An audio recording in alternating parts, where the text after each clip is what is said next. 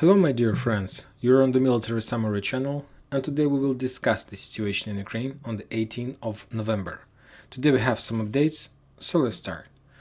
First, we're going to start with Kupiansk front line. With this area, as you can see, there are a lot of icons in this area and I believe that we need to discuss all of them. First of all, the Russians continue attacking the Ukrainians and they're back in Kupiansk as the logistics center, as the main place where the Ukrainians have some kind of rotation base where they are able to hide, to get some rest and so on, and Shevchenkova, the main logistics center and the town that's located on the road between Kharkiv and Kupiansk that Ukrainians are using for supplying and supporting this Kupiansk front line.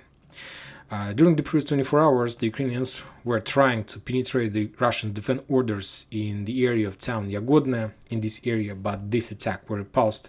And as you can see, they were trying to use this road, trying to attack this town in front, using fields, using the broad front line attack, but they didn't achieve any success. And the same situation near Kuzyumovka. The same forest, the same railroad station that Ukrainians are trying to cross during the previous, maybe 2 or 3 weeks, but all their attacks were repulsed as well. And during the previous 24 hours, the Ukrainians lost not much, just 50 soldiers on this front line and something around 7 armored vehicles. Not much. So, and as you can see, at least I've mentioned that if we are talking about the previous day, about yesterday, the Russians reported that during the previous 24 hours, the Ukraine lost just 20 soldiers on the same front line. So as you can see, the losses from the Ukrainian side has been reduced. And this is not about their experience or something like this. I believe that Ukrainians reduced their attempts of attacking the Russians in this area. They just maybe changed their tactic and now they're not attacking anymore, but they're trying to defend this position, trying to prepare this area before winter and something like this. If we're talking about Liman front line, there are the same updates, the same situation in this area. If we take a look at this area, there are 2 icons. The first one, that Ukrainians were trying to attack Chervona Popovka through these forests, through these positions, through these fortifications, but they lost, and as a result of that attack, the Ukrainians lost around 40 soldiers and 4 armored vehicles. As you can see, the same situation, the losses are not so big, just a regular situation on the front line. And there is another icon in the town by the name of Makeyevka.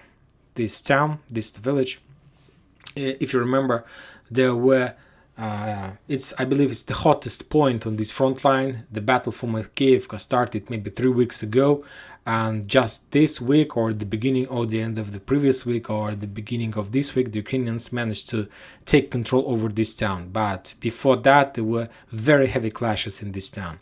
And today we got a lot of video from this area. I believe you saw this video. If you haven't seen this video, I will discuss. If you take a look at this icon, you see that there is a title, Shooting Prisoners. What does it mean? These days we got a video how 10 soldiers, Russian soldiers, decided to surrender in this building.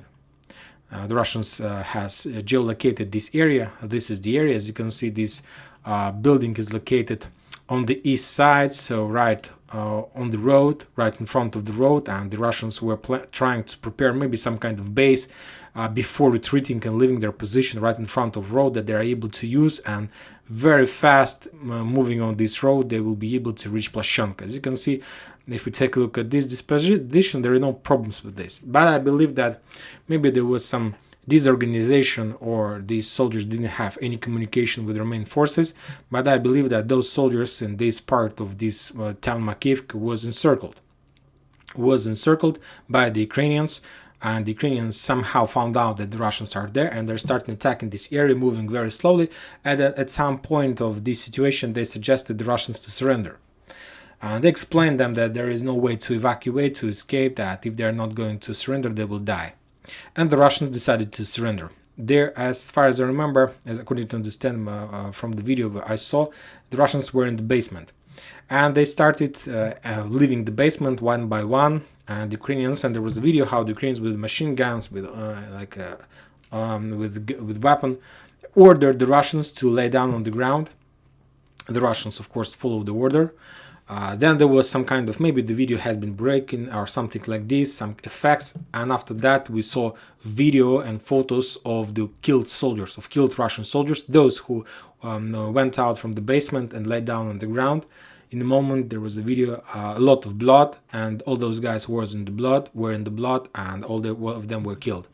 And today the Ministry of Defense of Russian Federation, they analyzed that video and they gave their own opinion, their own report, and they told that the Ukrainians killed all the Russian soldiers by attacking them in their head from the back, where they were lying on the ground, and the Ukrainians, as the Nazi forces in 1940s killed the prisoners, the Ukrainians did the same thing.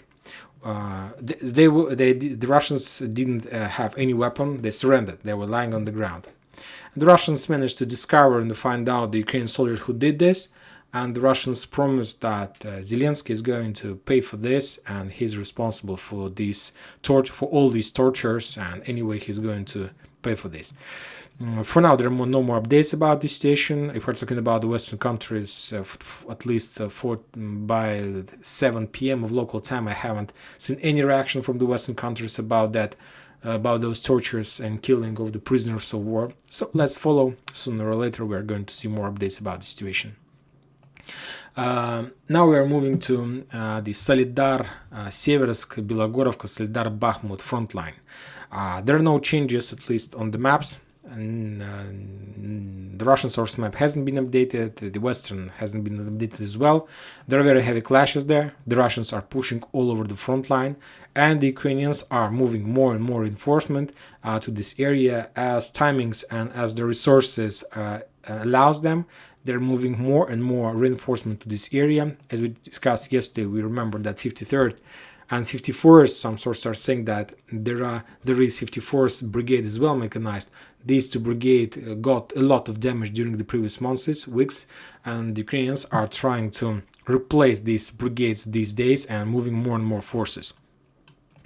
The Russians are pushing, and as we discussed, the main clashes are around Opytne, Klishchevka, Kurdyumovka, Azaryanovka. So this south part of Bakhmut.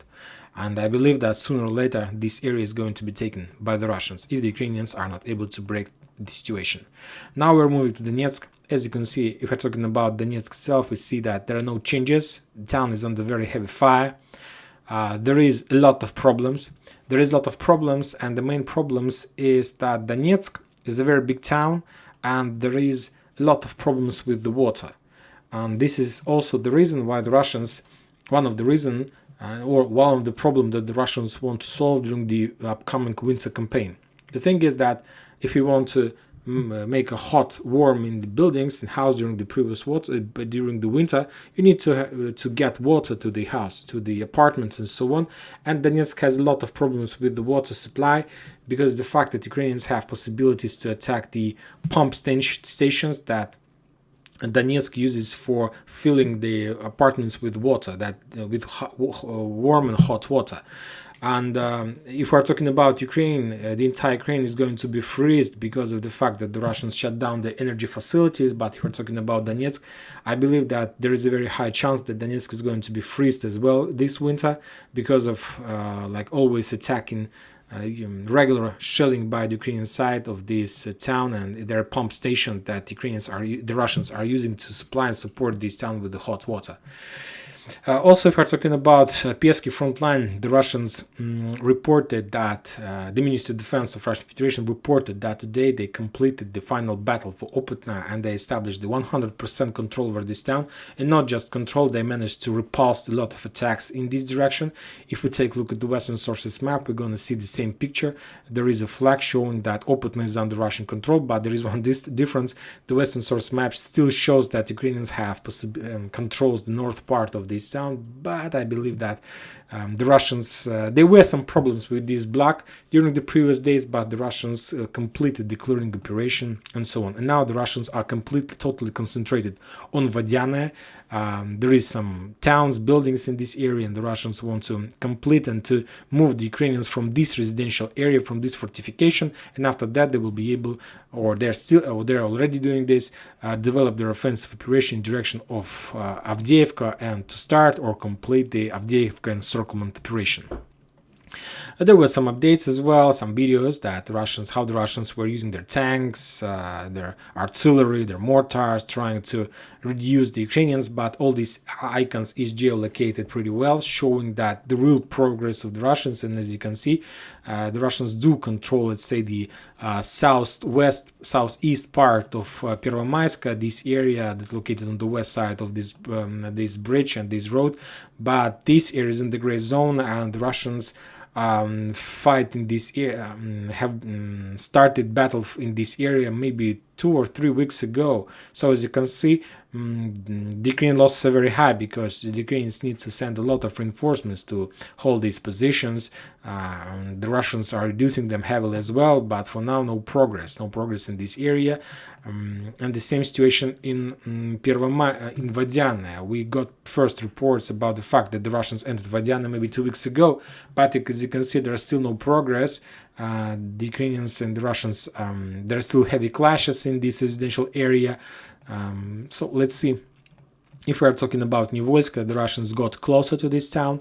Yesterday we discussed that they got control over these trenches. I believe that these days and previous 24 hours the Russians were trying to penetrate fortification and trenches right in front of Nivolsk. So soon we are going to see the beginning of the battle for this small fortification checkpoint. And if the Russians are able to take this, we understand that the Ukrainian front line will be a little bit more collapsed than it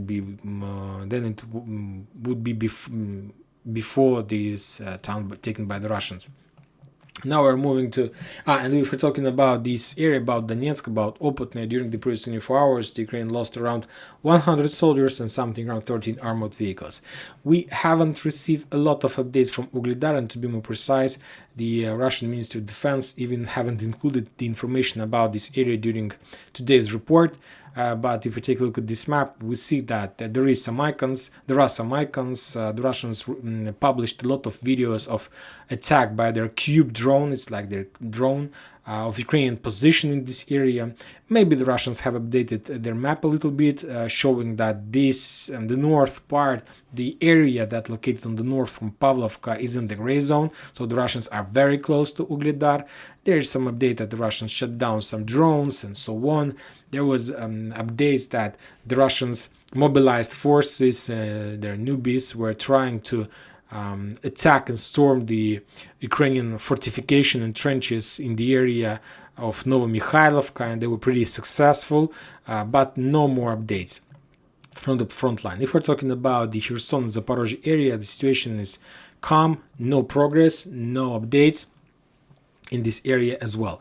If we are talking about the result of the previous day, a missile attack from the Russian side, today the Ministry of Energy System of Ukraine reported that Ukrainians lost around 50% of their energy facilities, and the Western countries, Western experts are saying that 1 or 2 more attacks from the Russians on the same level, 2 more attacks from the Russian side on the same level, and we are going to see the point that Ukrainians won't be able to recover the energy system after the Russians will cross this point. So the situation is very critical for the Ukrainians as well. And that's it for today. Military Summary channel reminds you to condemn any violence in Ukraine. Thank you for watching. Subscribe to my channel, put your likes, join my Patreon, and have a good day. Bye bye.